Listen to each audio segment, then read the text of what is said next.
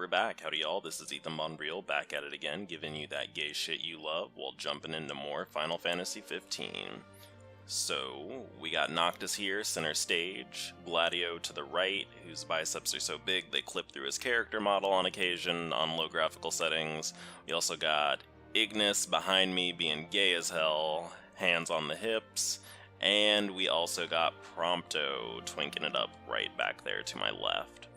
So last time we were here, we got disappointed by the lack of booty meat on all these characters, pontificated on the sexualization of women in video games, and I also talked about why Let's Playing is a good, healthy hobby for the young homosexuals.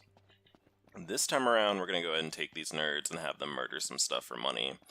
Plus, I'm going to talk about the gay fantasy life that I would create for myself as a teenager, and talk about why traveling can be an enticing pastime for lonely homosexuals. But as a heads up, through the power of editing magic, I am appearing in the future to talk to you today and say that I'm going to put on the captions for my future videos after this one, just so that it is easier for y'all to see what the characters are saying while I'm speaking, because I realized after someone left a comment, it's probably hard to tell what's going on if I'm just constantly blabbing at you. But anyway, what I paused to do here was actually do some gathering for materials for cooking, because cooking is something you can do in this game that's actually pretty significant. Gives you stat buffs and makes you big, strong, and healthy for fighting monsters, which is real handy. But in addition to that, we're also going to gather some elements for our magic, because you actually have to gather elemental energy to use our magic. And something I probably should have mentioned is, in the first video I didn't buy the sword upgrade that was available, because Noctis's current sword, the Engine Blade, actually absorbs elemental energy. So I'm using that to basically collect energy to cast magic for the future. But anyway, so, you know, it feels good to be doing this Let's Play, honestly, in part because as a lonely homosexual when I was younger, I just loved basically imagining going on adventures with people, and I didn't realize how much homosexual subtext was in that until I really look back at it now. But when I was younger, I would just, like, have these really... Well, I should pause. So if you've watched my Earthbound Let's Play, you'll know that when I was younger, I did not ship men together. I gave them very strong male-male friendships. Or alternatively, I imagined a character as gay, but they didn't date anyone. But eventually I progressed to the point when I was like 16, where I basically would create self-insert characters and basically just imagine them with characters I liked. So, like, here's an example of how this would work. So I would, like, just insert a character into Final Fantasy 15, and then I would be like, okay, so this character that has nothing to do with me is married to Gladio, and he has 6 daughters, and they live a domestic life. Because, I mean, well, when you look at Gladio, you can kind of tell he only shoots out girls, but also, I want daughters. But, I would just imagine these very domestic fantasies for myself. Let me, see what we got here. So we were supposed to go to this shed. There's a mutant dual horn nearby called Bloodhorn, yada yada yada. Okay. Well then, I guess we'll deal with that? Question mark. Oh shit, Mom. Oh, okay. Well, I got mauled once, and it's probably gonna happen again, because this enemy type actually will try to lunge on you and maul you if you're not paying attention. But it gives one of the more interesting interactions when fighting. If you get mauled by one of these things, or you fail to parry them, if your party members are nearby, they will actually try to pull them off of you, or they'll hit you, or they'll hit the enemy to get them off of you, which is pretty cute. And something also that's important to notice, especially if you have the desire to create imaginary gay relationships between these characters, is basically that they all have their own interactions with each other and Noctis. More specifically, what about the shack over hey, there? there's another shack, XD. More specifically, Ignis will actually try to position himself in between enemies and Noctis, and so will Gladio on occasion. But Ignis is actually programmed to always try to be close to Noctis when he has an opportunity to, when you're actually in heated combat, so that's very interesting. And as you know, Ignis is a confirmed homosexual in the back. I'm actually going to talk... Oh my god, look how gay he is. We'll talk more about why I think he's gay later. And it has more to do with the story, so it's gonna kind of be a spoiler, but I think a good way to frame yourself, if you watch Steven Universe, a good way to think about Ignis is that he is very similar to Pearl. And you can take that info in any way you want, but he... You know what, we're just gonna leave it there. But anyway, so this is going to happen on occasion. Ignis is going to pull you aside and suggest a strategy, and if you follow through with it, you get a little bit of extra AP. We're not going to spend our AP quite yet, because I'm going to actually research a little bit more what I should do with it, because again, I haven't really played that game, or this game, that much. Oh shit, son, I'm getting mauled again, Mom. I'm gonna be a little tilted if Prompto takes a picture of me getting mauled.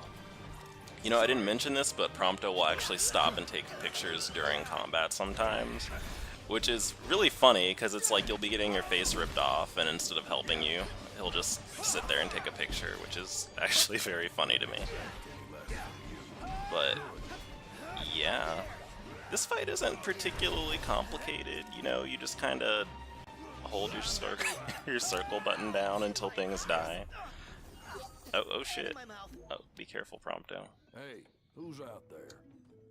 Oh shit, it's a man. Oh my goodness. In here, the man of the hour.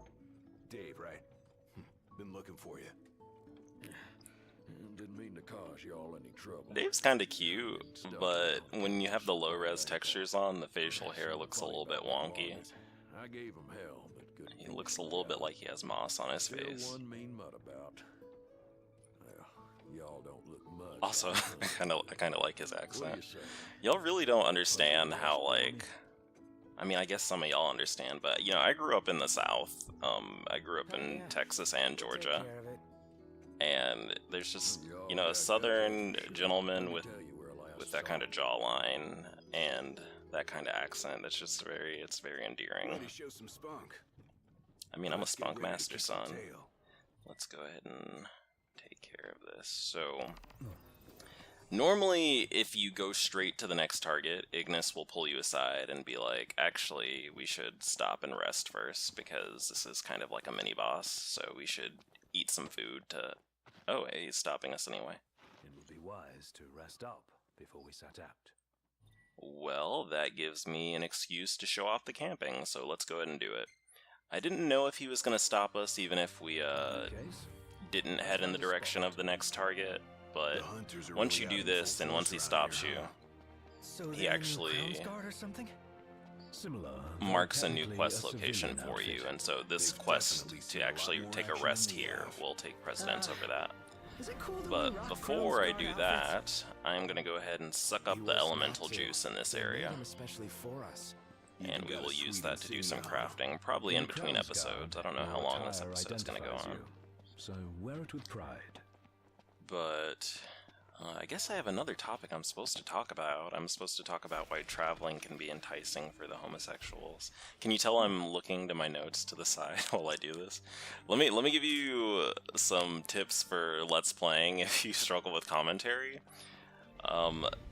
Purposely put menial tasks in the video to pad when you're trying to remember what you want to talk about. And then eventually you'll remember you have notes. And eventually you'll remember to read the notes so you remember what you're supposed to talk about, which is, oh shit, I'm in combat, Mom. You know, this thing that we're near is probably too strong for us, but Mama didn't raise no sort of cuck, so we're gonna just go in there and try to murder it anyway. Because there's no cowardice in this house, boy. Oh shit. Oh, see? Oh, that's actually an example of the interactions, so... Gladio saw that the thing was charging me, and he actually positioned himself in front of me to try to protect me, which was nice of him.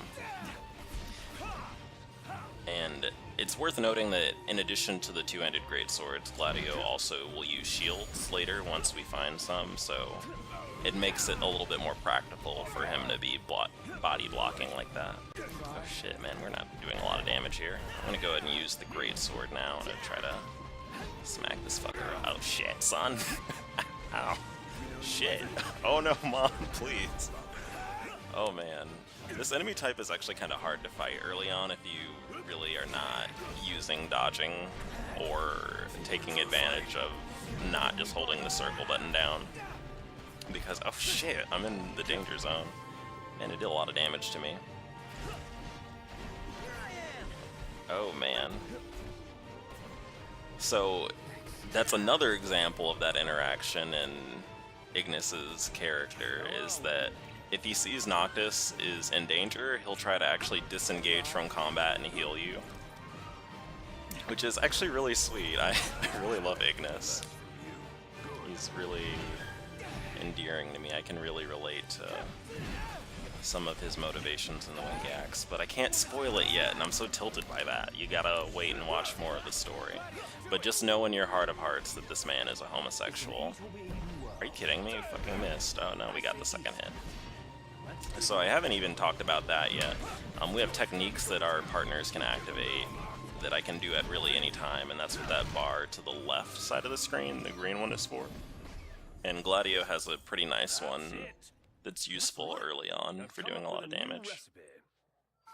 Oh shit. Taste test for you. So again, that's Ignis's skill. He cooks, and when you kill things, the Slaughterfest helps remind him that you can in fact use hunks of meat from things you kill to make food, and so he gets inspiration to create a new dish. I don't know what this one is. It's probably going to be like barbecue ribs or something. But anyway, we need to go back to the camping spot. And I'm going to switch back my weapons.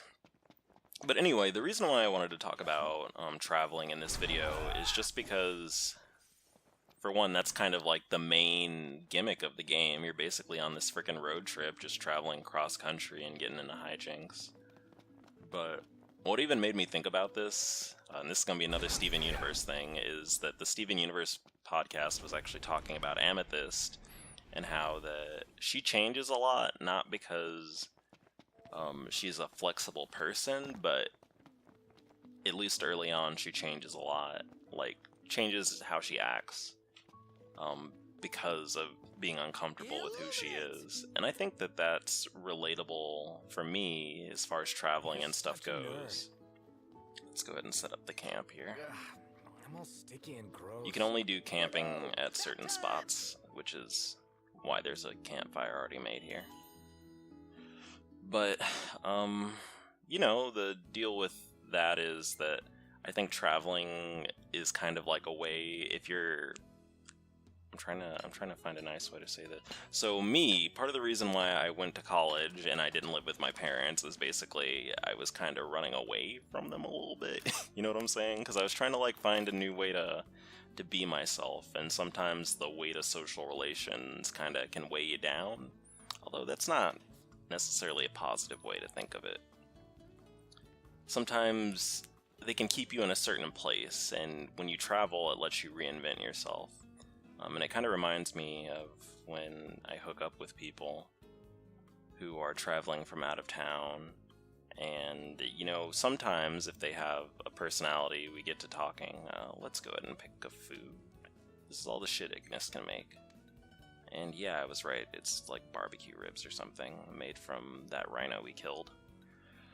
But, you know, some of the people I hooked up with when they're willing to actually talk, who are from out of town, basically say they like traveling a lot for their jobs, because it basically lets them be gay, you know? And that it got me thinking, you know, that's kind of like a, I don't want to say a rite of passage or like a cultural piece, but it's like, it's something very relatable, because I sometimes am really uncomfortable being very close to people, because I remember being younger and having to hide large parts of who I am.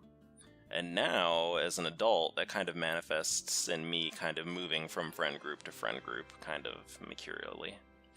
But anyway, I'm gonna put that combo on pause, because we got these bros just chilling out, Ignis with his legs crossed like the queen he is, and Noctis with a slightly more masculine stance, and Gladio reminding you how fertile he is by keeping that wide-ass man spread on that chair. But this is actually an interesting thing that's a departure from some other games, is that you actually only get EXP once you go to sleep. You need to go to sleep or stop in a rest area for your EXP to be tallied up. So, we got multiple levels during that. Also, these, oh man, hi low texture Noctis. These are the pictures that Prompto took during our adventure. He got a good picture of me fighting for my life, and Gladio kinda just getting ready to squat on it, you know. And a few action shots. Oh, there we go. Oh man. So unfair. It's also cute because the characters will have their own commentary while you're looking through the photos, which is, I mean, most of it's pre-rendered, obviously, because they're not gonna be that advanced and it's not actual AI, but it's just cute seeing the things the characters say and the way they interact, and also cute seeing them complain. Ever since they got back, Sid's been the only one looking after her. Rather more than a middling mechanic can handle. All things considered, I'd say she turned out okay. Like any girl, you just need to treat her right. Treat her wrong and Sid'll stuff his wrench where the sun don't shine. Take care of the car, and it will take care of us. Yeah, the car. Interesting. I'm good to go. So again, the part of the appeal of the game is that all the characters have really cute interactions with each other. Like earlier, Prompto was complaining about it being so dusty in that area. But I'm gonna go ahead and put this on pause. I saved the game now. We need to wrap up this video so that I can actually upload it in a reasonable amount of time. So in the meantime and between time, I'm Ethan Bonreal and I'm gone. And if you've made it so far into the video, I really appreciate you watching. Feel free to leave me oh shit, Mom, I can't speak. Leave me a comment or something, nerds. Anyway, bye, thanks.